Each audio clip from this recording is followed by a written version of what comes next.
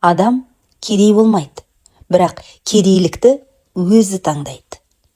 Адамды 98%-ға кедей ететін 109 сенімі және одан қалай арыламыз? Кіріспе. Бұл кітапты қалай оқу немесе тыңдау керек? Негізінде көпшіліктің ойында бір нәрсе істеу керек деген сөздің жүргені рас. Одан кейін неден бастау керек, немен айналыссам екен деген көкейіндегі келесі сұрақтардың жататыны да жасырын емес. Адам неліктен бизнеспен немесе ешкімге бағынбай өзіне өзі бастық болатын жеке кәсіппен айналысқанды қалайды? Әрине, бір ғана жауап. Өмірінің жақсы болуы үшін. Солай емес пе? Яғни ішкі шынайы қалауы өмірінің жақсы болуы үшін бір өзгерісті қажет екені сезеді. Жақсы өмір, өмірден ләззат алудың өзінен жоғары тұрған сатысына ауысу. Айналасы, ортасы мүлдем басқа көзқарастағы адамдардың болғанын қалау және тағы сол сияқты. Міне, осы талаптар адамды өзгерістерге алып келеді. Сондықтан адамдар өздерін іздеп курстарға, тренингтерге жазылады, бизнес кітаптарды оқиды. Бар мақсат өзгеру және жағдайын өзгерту. Құрметті оқырман, сен бұл кітапқа кездейсоқ тап болған жоқсың. Себебі өзгеру сенің ниетіңде болды. Құдай ниетіңе сай бізді жолықтырды. Қуаныштымын. Ендеше бұл кітапты мұқият, асықпай уақыт бөліп оқығаныңды қалаймын.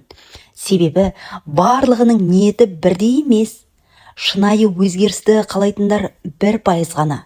Сенің сол 1% ішінде екеніңе мен сенімдімін. Құрметпен, Нұрсұлтан Қазбек. Нөмір 1 сұрақ. Бай болғың келе ме? Иә, дәл қазіргі сенің айтатын жауабыңды іштей сезіп тұрмын. Әрине, кімнің бай болғысы келмейді деп айтатының анық қой. Бәрі бай болғысы келеді.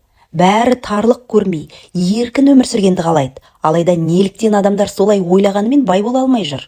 Осы сұрақты бір сәт болса да ойланып көрдің бе? Көп созбай бірден ашығына көшейін. Жасыратыны жоқ, интернетте айына миллион табасың деген қаптаған жарнамалар жүр. Біреулер өзінің тапқан миллиондарын дәлел ретінде көрсетіп, менің істегенімді бірге бір қайталасаң, мен сияқты миллионер боласың. Ол үшін мына курсқа қатыссаң, жолын білесің дегендер толып жатыр. Бірақ ақша төлеп қатысасың, нәтиже жоқ. Сол ақша табуға болатын курстарды бірге бір үйреніп алдың, бірақ миллионер болмай қалдың. Ешкімді кінәлай алмайсың. Үйретпеді деген десең, үйрендің, бірақ табыс миллион болмады. Сабақ уақытында бәрі керемет айтылып жатқан сияқты, ал нақты сол үйренгендерді іске асырар сәтке келгенде неден бастарыңды білмейсің. Таныс жағдай ма? Қаймықпа. Мен де сол жолдан өткенмін. Рас, қазіргі курстардың жасыратыны жоқ, тек коммерция болып кеткені анық, тек ақша табу мақсатында ғана. Осы сан сұрақтың себептерін өзім де іздедім, тренингтерге қатыстым, кітаптарды алып оқыдым, бірақ өзгеріс жоқ. Бірден миллионер болмадым. Қазақстанды былай қойғанда Ресей, Украинадағы курстар мен тренингтерге де қатыстым. Дәл мен істеген методты басқа да адам дәл солай істеді. Бірақ біздің нәтижелеріміз екі түрлі шықты. Мен 100 мың теңге таптым, ал басқа адам 5 миллион рубль, 30 миллион теңге тапты. Неліктен олай деген сұрақ мені де мазалады. Кейін себебін таптым. Әр адамның норма деңгейі болады екен. Норма дегеніміз сол адам үшін нормально немесе осы да шүкір жетеді деген мағына. Мысалы, көшедегі бомж үшін күніне 200 теңге нормально. Базарда баласын көтеріп алып садақа сұрап жүретін әйелдер үшін күніне 2000 теңге нормально. Студенттер үшін 1 айлық стипендия нормально. Ең төменгі жалақы 42500 теңгеге бір отбасы үшін нормально. Қарапайым жалданбалы жұмысшыға 200 мың теңге айлық тоже нормально. Жеке кәсіпкер үшін айына 1 миллион теңге нормально. Бизнесмен үшін айына 1 миллион доллар нормально. Былай қарасаңыз, ең төменгі сатыдан жоғары сатыға дейінгі барлық нормальналарды жазған кезде қоғамда осындай өмір сүру деңгейлерінің бар екенін байқап қаласыз. Бұлар өмір сүру деңгейлері. Күніне 200 теңге ғана қажет болған бомж үшін өмір керемет. Бомждың көзімен қараңыз. Ол сол ақшаға тамақтанады, әрі көңілін де көтереді. Себебі өзін сол өмірге үйретіп тастаған. Оған күнделікті 200 теңге болса, оның проблемасы шешіледі. Ал сол сияқты айына 200 мың теңге табатын жалданбалы қарапайым жұмысшы үшін де сол 200 мың теңге бір айға жеткілікті. Ол сол ақшаға көңілінде көтереді, сол ақшаға қалағанында жасайды, қонағын да шақырады, кредитін де төлейді, былай айтқанда жеткізіп өмір сүреді. Ол да өзін үйретіп тастаған.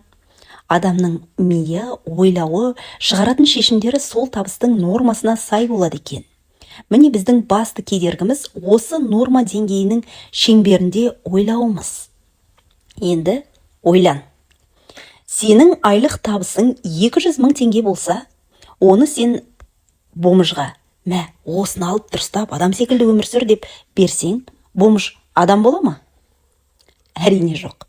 Бомж ол ақшаға әлі дайын емес. Өйткені оның норма деңгейі ол ақшаға лайық емес. 200 мың теңге бомж үшін зиян.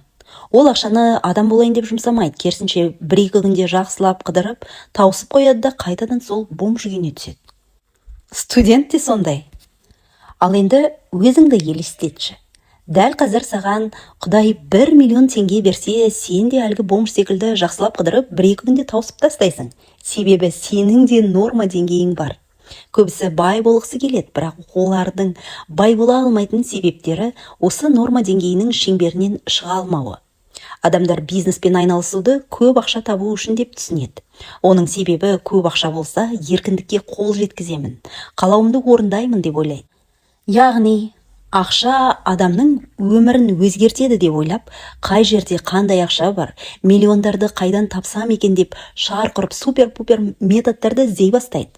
Ақша табу үшін іздегенге сұраған демекші, алдынан адамның эмоциясына әсер ететін миллион тап, миллионер болдым деген лозунгтарды айқайлатып, түрлі тренингтер шыға келеді. Сенің эмоцияңды пайдаланып, қалтаңа түседі.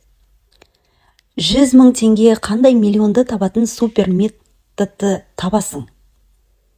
Бұл да таныс жағдай ма? Енді сені ренжіткім келіп отыр. Ақша адамды өзгертпейді, әрі бай қылмайды. Бұл сөзімді дәлелдеу үшін мысал келтірейін. Интернетке кіріп, Google іздеу жүйесінде лотереядан ұтқан адамдардың өмірін бір сәт зерттеп көріңіз. Лотереядан ұтқан адамдардың өмірі өзгеріп кеткен бе екен? Әрине жоқ.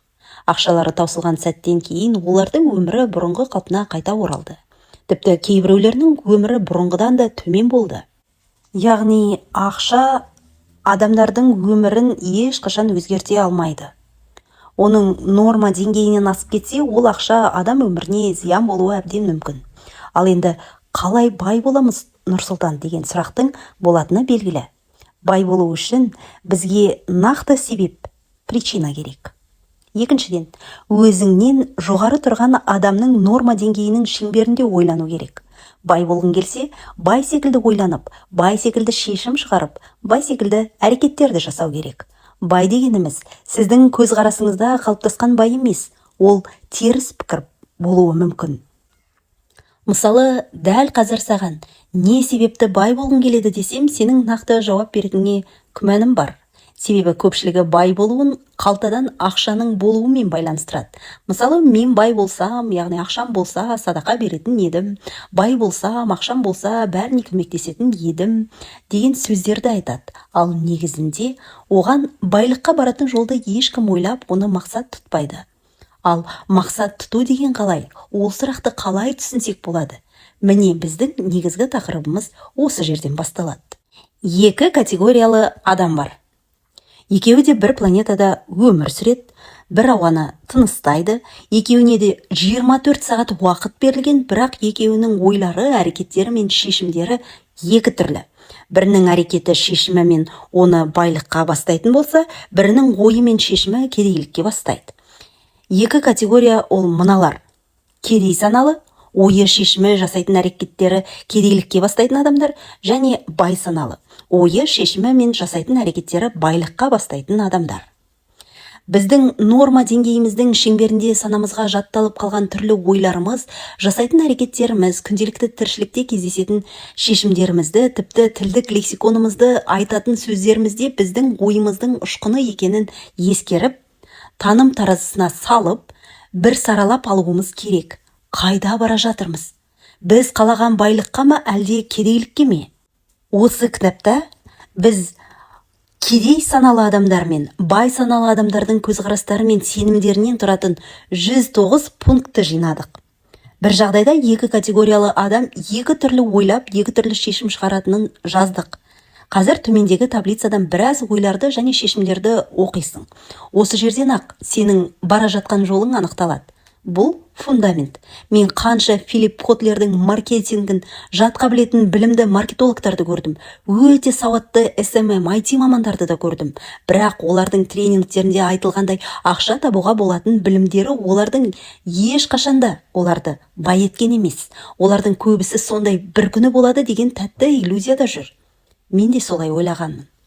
Бұдан алатын дүниеңіз алдағы өмірін жоғары норма деңгейінде ойлайтын адамға, өмірін бизнеспен елестететін адамға фундамент сияқты. Фундаментсіз қабырға көтерілмейтін секілді, бұл алатын фундаментсіз бизнесіңіз бір жақты болмайды. Бұл инструмент емес, бұл білім. Білімді білу бар және түсіну бар. Білу мен түсіну екі бөлек ұғым. Білу теориясы болса, түсіну практика.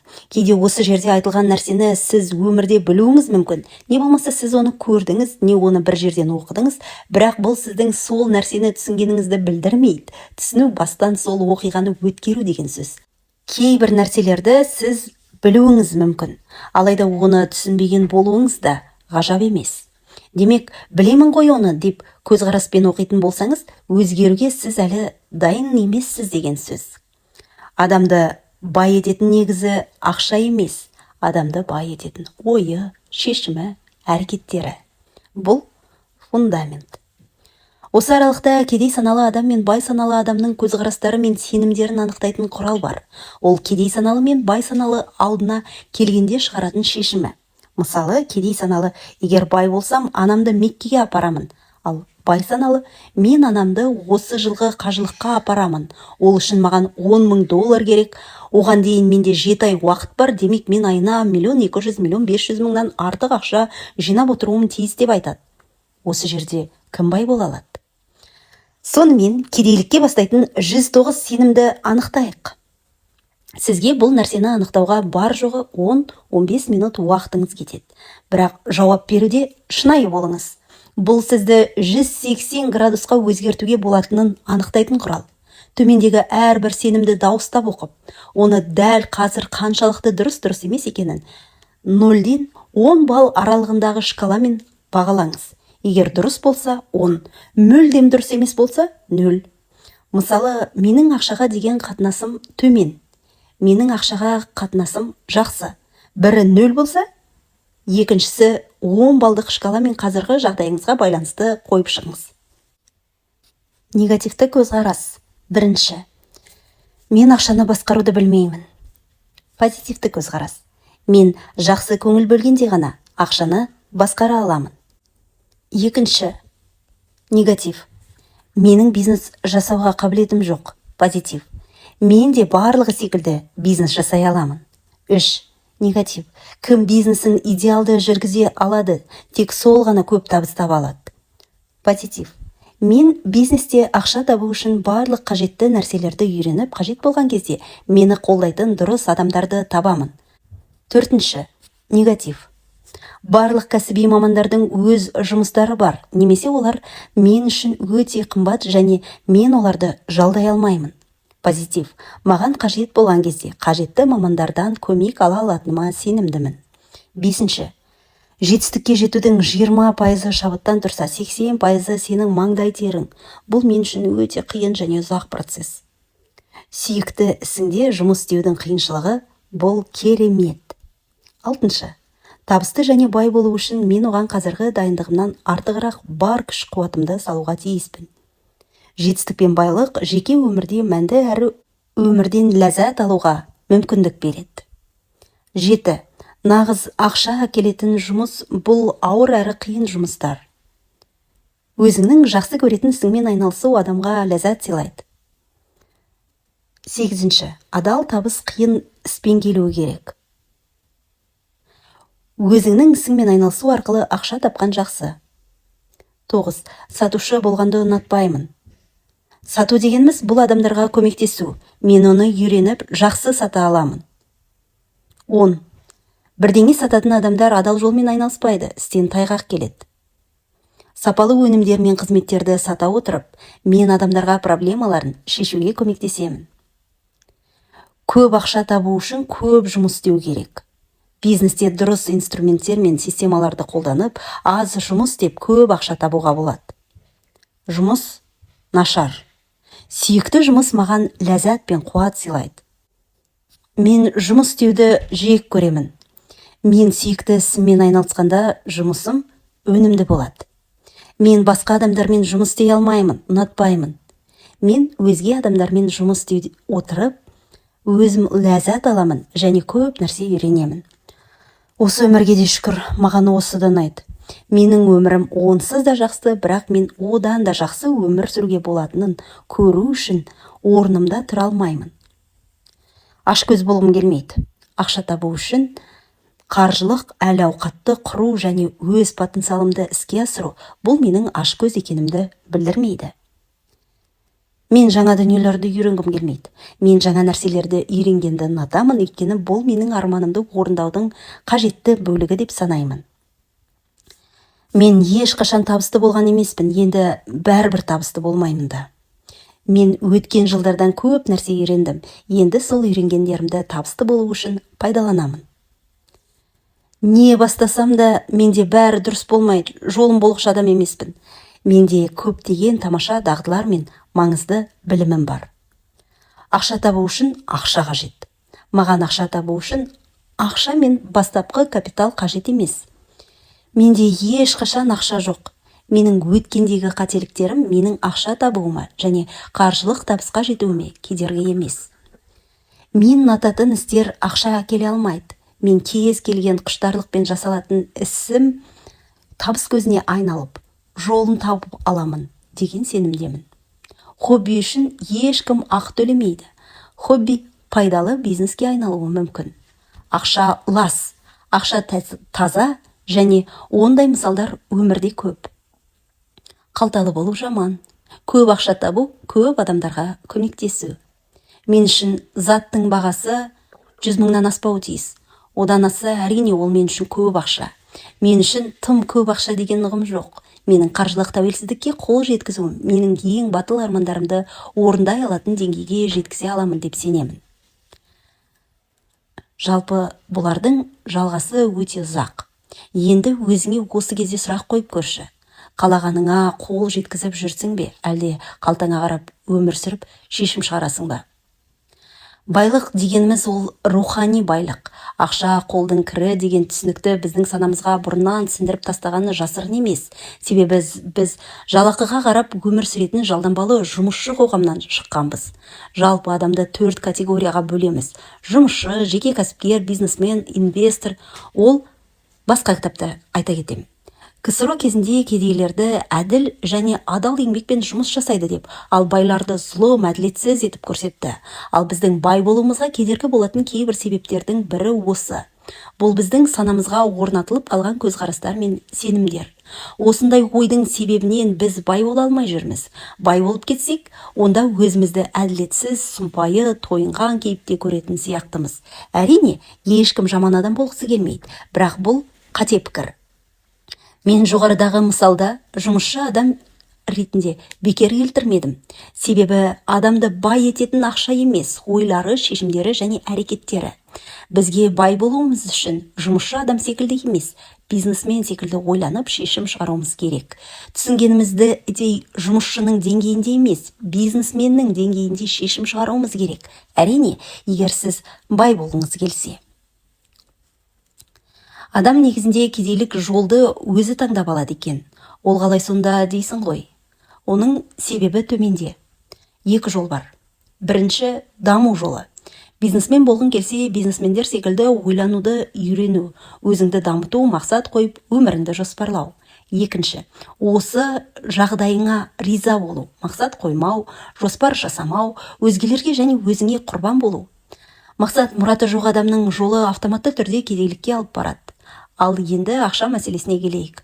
Жоғарыда 79 пунктте біз 2 категориялы адамның ақшаға қатынасын салыстырдық. Бізге негізгі ақшаны Құдай береді. Құдай жағдайымызды бізден де қатты жақсы біледі. Біздің нақты байлыққа бастайтын жоспарымыз жоқ болған соң, Құдай бізге артық ақша бермейді. Сондықтан нақты мақсат қойып, нақты жоспарларды құрып, әрекетке шықсаң, Құдай жолыңды ниетіңе қарай аша береді. Кейбір адамдар ақша маңызды емес деп айтады. Мен ондай адамдарды әлі ақша жұмсайтын нақты мақсаты жоқ, әлі таппаған деп есептеймін. Ақша болса ең алдымен өзіңе көмектесе аласың. Мен 50 мың теңге жалақысы бар мемлекеттік қызметте істеп жүргенімде қатты бір ауырдым. Сол кезде ақылы клиникадан анализ тапсырғанымда анализ бағасы 48.700 теңгеге шықты. Бұл жай анализдің қорытындысын білу үшін төлеген сумма. Ал әлі емделу бар. Сол кездегі менің 50 мың теңге жалақым мен отбасыны былай қойғаннан өзімді толық қамтамасыз ете алмайтынымды түсіндім. Осы кезде менде таңдау болды. Не осылай бір күні жақсы болады деп үмітпен өмір сүріп жүре бересің, не болмаса дәл қазір өзіңді қолға алып, өміріңді өзгертесің деген үлкен таңдау болды. Осы кезде менің шешімім менің тағдырыма анықтама. Мен сол кезде дұрыс шешім қабылдадым деп ойлаймын. Дәл осындай таңдау саған да түсіп тұр. Яғни ақшаң болса ең алдымен өзіңнің жеке басыңа алдымен көмектесе аласың. Ақшаң болса отбасыңа, туған туыстарыңа, көршілеріңе, ауылыңа, мемлекетке көмектесе аласың. Ақшаң одан асып бара жатса, Австралиядағы өрттен зардап шеккендерге қайырымдылық көмекпен көрсете аласың. Африкадағы аш-жалаңаш халыққа көмек бере аласың. Жақсы емес пе? Бірақ әуелі өзіңді құтқара аласың. Адам дамыса өзінің жағдайын жасай алады. Ал қазір көбісі даму мен көрсеғзарлықтың орындарын ауыстырып алған. Себебі олардың басым көпшілігі тез ақшаны табатын жеңіл жолды іздеу. Бұл даму емес, уақытша иллюзияға ұрыну. Ол ешқашан орындалмаған соң, адамдар даму дегенді теріс көзқараспен қарайды. Бизнес жайлы. Біз неліктен бизнес ашуымыз керек? Себебі күндердің күні бизнесіміз бізді асырап отырса дейміз. Ол үшін біз алдымен идеяны табуды, ол идеяны іске асыру үшін жоспарлауды, одан кейін бизнесті өзімен жүретіндей жүйеге қойды үйренуіміз керек. Әрине, елдің бәрі қазір фрилансер, ешкімге бағынбайтын өзіне бастық және жеке кәсіпкерлерге қатарынан болғысы келеді. Өйткені олар бизнесті өздерінің норма деңгейінен көреді. Мен де алғашқы 11 бизнесімді солай ашқанмын. Бизнесті жасау үшін көп нәрсені үйренуім керек пе деп өзіме қажетсіз білімдерді ала беріппін. Одан бизнесімнің гүлденгенін көрмедім. Себебі бизнесте әрбір істі өзінің кәсіби маманына тапсырған ең оңтайлы шешім екенін ұқтым. Міне, бизнесмендер секілді ойлану деген осы. Кейбір бизнес мектептер адамдарға сайт жасауды үйретеді. Таргетингті үйретеді, дизайн үйретеді, одан табыс тауып та жатқандар бар, бірақ көпшілігі емес. Ол үйрету нұсқасы бизнесмен етіп шығармайды. Ешкімге бағынбайтын, бәрін өзің істейтін жеке кәсіпкер боласың. Ал жеке кәсіпкер мен бизнесменнің айырмашылығы жер мен көктей. Жеке кәсіпкер бизнес жасайды. Бизнесмен бизнестің системасын жасайды. Жеке кәсіпкерде бизнес жасайды. Оның мақсаты ең бастысы біреуге жұмыс істемесем болды. Мен көбінде жеке кәсіпкерлерді таксистерге ұқсатам. Себебі олар өзінің көлігімен нан тауып кәсіп қылып жүр. Бірақ олар жұмысқа шықпаған күні оған табыс жоқ. Ол жұмысты қойған күні оның бизнесі де тоқтайды. Ойлашы. 25 жасыңдағы энергиямен бәрін өзің істеп 1 миллион табарсың. Алайда 40 жасыңда сенде сол 1 миллион табатын энергия болмайды.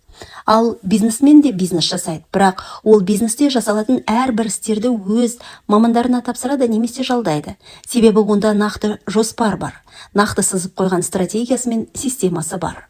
Оның бизнесі сол бизнесмен сызып қойған сызықпен, системамен жүреді. Бизнесмен демалса да, ауырып қалса да, шетелге қыдырып кетсе де, бизнесі жүріп тұра береді. Міне, системаның ерекшелігі. Қай жаста болсаң да сен аз энергияны жұмсау арқылы бизнесіңді басқарып, табысыңды таба бересің. Қанша жерден өз кәсібің үшін сайт жасап үйрен. Бәрібір профессионалдар секілді істей алмайсың. Бизнес бұл теңіз секілді. Теңізде қаншама бизнесмендер бар. Олар акула. Олармен бәсекеге түсу үшін саған кәсіби мамандар керек. Әйтпесе оңай жұтылып кетесің. Ең әуелі адамға санасы мен әрекетін және шешімдерін дұрыстайтын фундамент керек. Одан кейін нақты мақсатты қойып идея табуды, оны жоспарлауды, оны системаға қоюды меңгеру керек. Міне айтпағым. Әрине, шағын кітапқа барлық білімді сыйғызуға келмес, алайда саған жақсы жаңалығым бар. Осыларды үйренуге болады. Жақында режиссер Джеймс Мэнгольдтың «Форд против Феррари» деген киносы шықты. Сол кинода мынандай үзінді бар. Соғыстан кейінгі кезеңдер. Форд компаниясы қанша жерде мықты болса да, компанияны тоқырау үстінде болады. Сол уақытта Ферраридің атағы шығып тұрған кез. Қайткенмен Ферраридің жылдық табысы Фордтың бір күндік табысындай болса да, Феррари алда келді. Осы кезде Форд маркетологы мынандай ұсыныс жасайды. Егер біз Феррариден озғымыз келсе, Феррари секілді ойлауымыз керек дейді. Феррари Ле-Ман жарысына көлік дайындап, автожарыста үнемі бірінші орын ала берген соң, ол елдің ықыласына бөлінген. Сұранысы артқан, ал Форд сондай позицияға жету үшін Ле-Ман жарысына қатысатын көлік дайындап, сол жарыста бірінші орынды алуды мақсат қояды. Міне осылай ол Феррари мен бәсекеге түседі, атын шығарады. Бұл мысалды не үшін айттым? Түсінген шығарсыз.